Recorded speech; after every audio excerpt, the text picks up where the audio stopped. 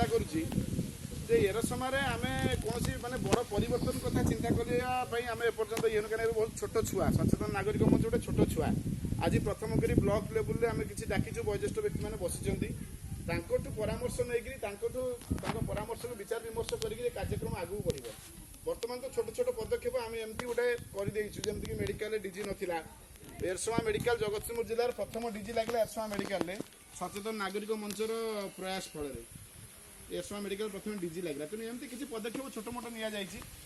तो आम ए आमर विचार अच्छे ये सब प्रकार राजनीतिक दलर व्यक्ति मैंने सामिल हे कि एरसमार स्वार्थपाई कम करेंगे आम कौन राजनीतिक दल सहित सामिल हबू ना क्या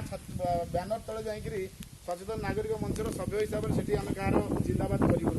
कि भिन्न भिन्न राजनीतिक दल थी व्यक्ति मैंने किए क्या व्यक्तिगत भाव क्या किए भोट दौरान क्या दल किए भल पाँच ताकू आम किसी बाधा देवार ना जे सचेतन नागरिक मंचर जी सभ्य हम से पूरा राजनीति त्याग कर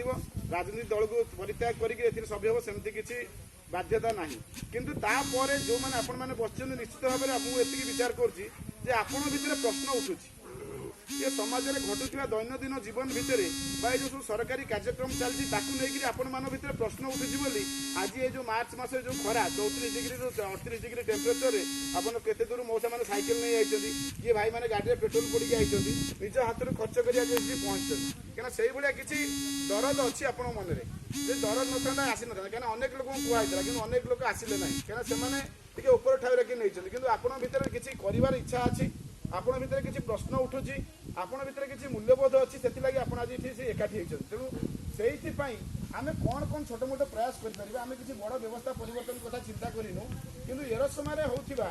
केते गुड़े छोट छोट कम सब अच्छी एरसमा अंचल में आप देखो थाना एफआईआर कॉपीटे लिखिदे पैसा देवाक पड़े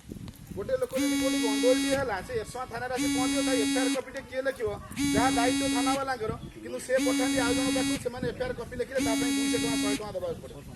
आप medical death certificate birth certificate जो आप पंजीकरण करेंगे पैसा देवाक पड़ो ब्लॉक